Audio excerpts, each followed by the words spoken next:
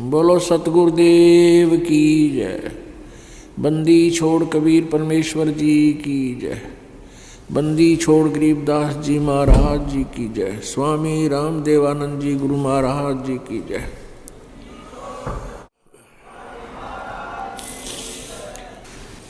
इंद्र ने एक अप्सरा भेजी मार्कंडे गोसाई, ऋषि मार्कंडे गोसाई की जो ना तपस्या को भंग कराने के लिए। उस उर्वशी ने बहुत सुंदर हार श्रृंगार किया, पूरे शरीर के ऊपर सुंदर सुगंधित लेप किया और वहाँ मार्कंडे ऋषि जहाँ बैठे तप कर रहे थे उसके सामने डांस करने लगी और अपनी सिद्धि से वहाँ एक ऐसा माहौल बना दिया, ऐसा वातावरण बना दिया, बहुत सुंदर, ना गर्मी ना ठंड, सर्दी रही, बसंत जैसा मौसम बना दिया और वहाँ डांस करने लगी।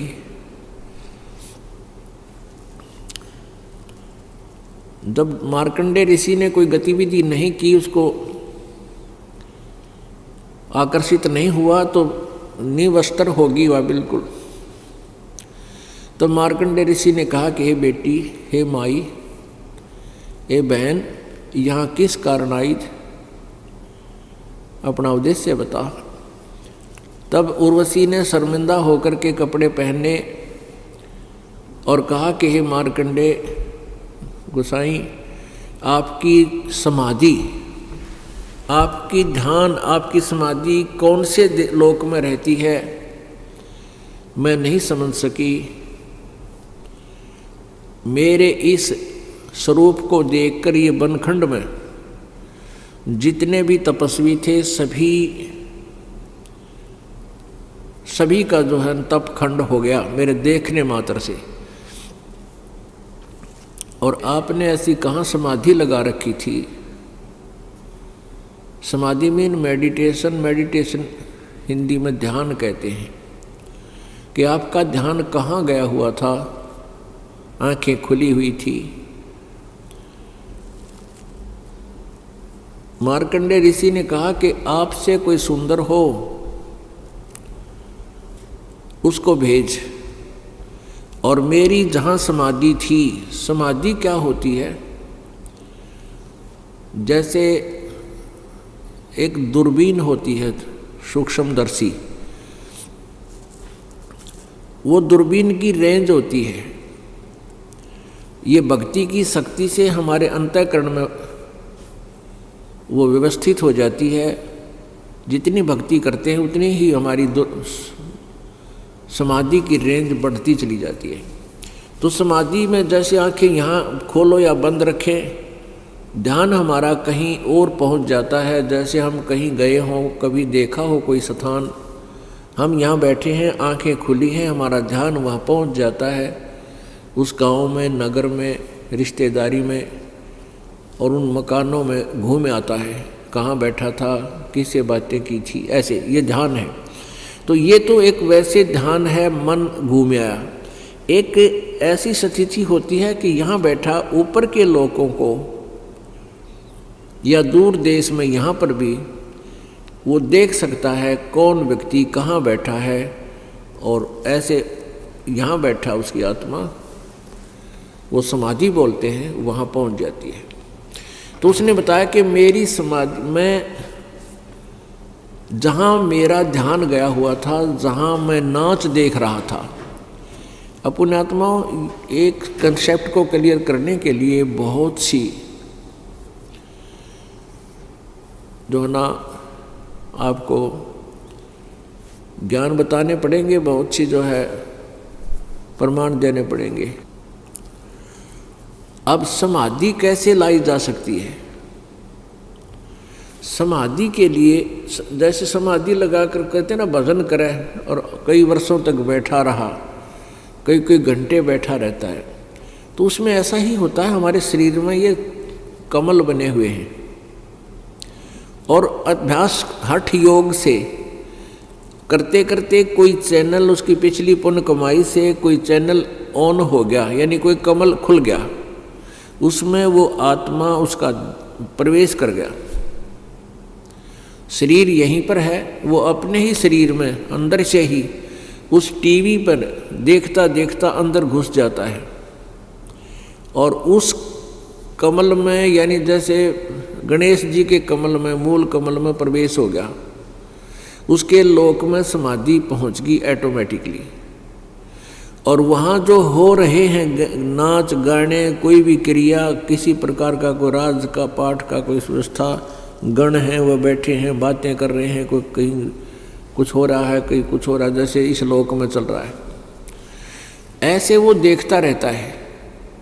उसको पता ही नहीं होता तू यहाँ बैठा है कितनी देर होगी, नहीं तो बैठ नहीं सकता ये मन, 1 मिनट भी ना बैठने दे, 10 मिनट में कोई न कोई मुरोड़ी लगा देगा, चल वहाँ चलते हैं, ऐसा देखते हैं, ऐसा करते हैं। जैसे फिल्म देखते हैं 3 घंटे होते हैं और 3 घंटे का पता नहीं लगता देखनिया ने, यदि उनके अनुकूल होता हुआ।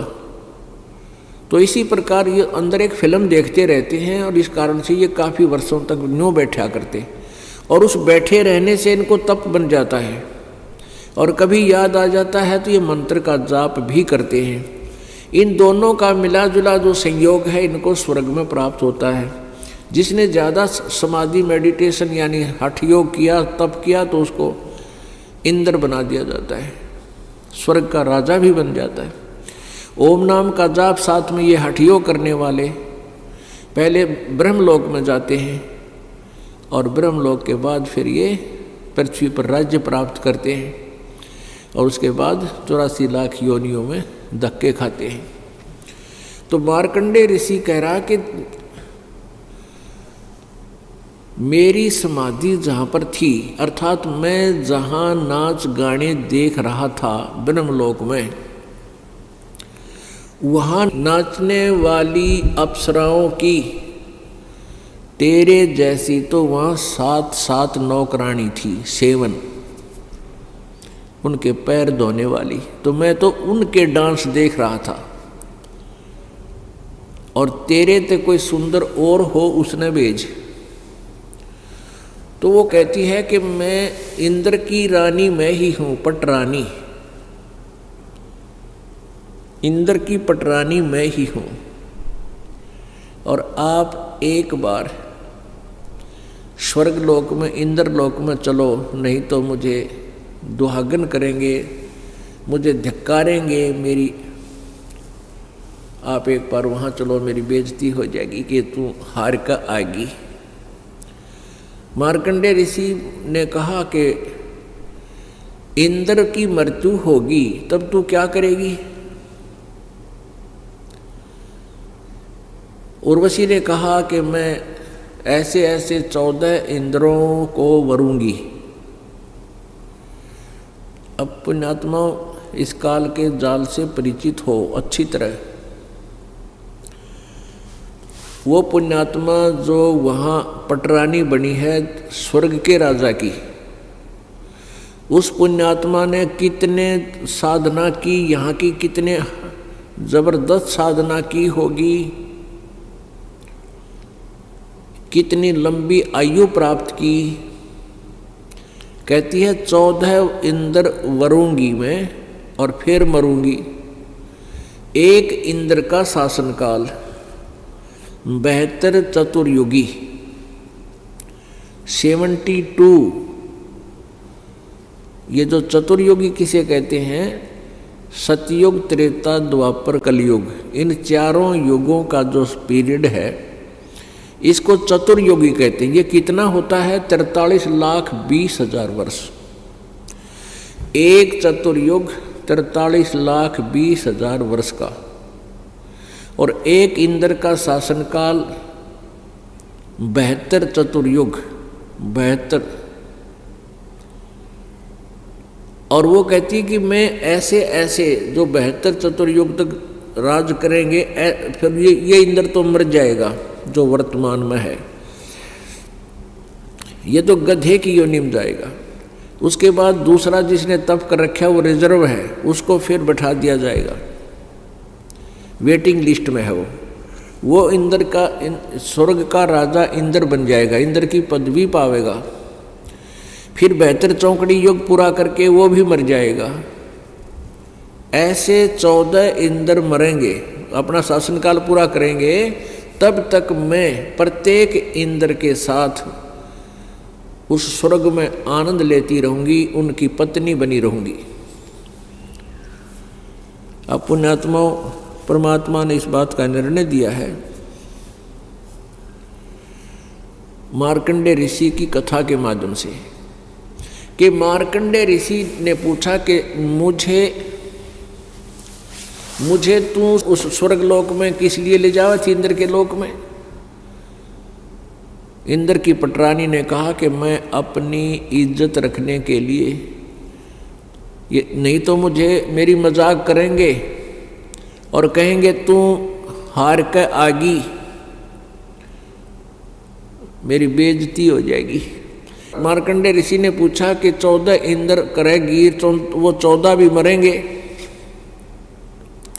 फिर क्या करेगी, यानी मृत्यु तो तेरी फिर भी होगी। फिर वो कहने लगी जितने इंद्र मैं भोगूंगी वह तो गधे बनेंगे और मैं गधी बनूंगी अपना ये स्वर्ग का समय पूरा करके। तो मार्कंडेय ऋषि बोला फिर गधियां कह इज्जत किसी, जब तू खुद कह तू अब जिंदा जी गधी क्योंकि 14 खत्म करेगी और फिर भी इज्जत का ठेका ले रही, देख मन के किसी खोटे काम, और फिर भी इज्जतदार कहलाती है, 14 खत्म करेगी, 14 इंद्र भोगेगी और फिर क्या बनेगी, फिर गधी। आज भी गधी है तू बनने से पहले। इतने में इंद्र आ गया, जो पता लगा कि मार्कंडेय ऋषि टस से मस नहीं हुआ। इंद्र ने आकर कहा कि हे महाराज, हे बंद निवाज, इंद्र की गद्दी प्राप्त करो, तुम जीते हम हारे। मार्कंडेय ऋषि ने कहा कि अरे अरे इंद्र, तू क्या कहता है, ये इंद्र की गद्दी मेरे किससे काम की नहीं, मुझे नहीं चाहिए तेरे इंद्र का राज। और उसको समझाने की चेष्टा की मार्कंडेय ऋषि ने कि इंद्र, अब तुझे मालूम है कि 72 चौकड़ी युग पूरा करके तेरी मृत्यु होगी, तेरा शासन काल पूरा होगा और उसके बाद तू गधा बनेगा। आजा, मैं तुझे एक ऐसा मार्ग बताऊंगा, ऐसी भक्ति दूंगा, तू अमर हो जाएगा, तो फिर तेरी मृत्यु नहीं होगी। अब मार्कंडेय ऋषि ने कहा कि आजा तुझे ब्रह्मलोक की साधना बता दूं। अब मार्कंडेय ऋषि जी को केवल ब्रह्मलोक ही सबसे बड़ा लास्ट दिखा था, लेकिन गीता जी अध्याय नंबर 8 के श्लोक नंबर 16 में कहा है कि ब्रह्मलोक पर्यंत ये सभी लोक पुनरावर्ती में हैं। पुनरावर्ती माने बार बार जन्म मृत्यु होती है। इसको महास्वर्ग भी बोलते हैं, ब्रह्मलोक भी बोलते हैं। ब्रह्मलोक में गए प्राणी भी अपने पुण्यों को समाप्त करके, पुण्यों के अक्षीण होने पर वो फिर इस मृतलोक में आते हैं, नरक में भी जाते हैं, लेकिन उनका पीरियड ज़्यादा होता है। ब्रह्मलोक में गए हुए प्राणियों का समय बहुत ज़्यादा हो जाता है।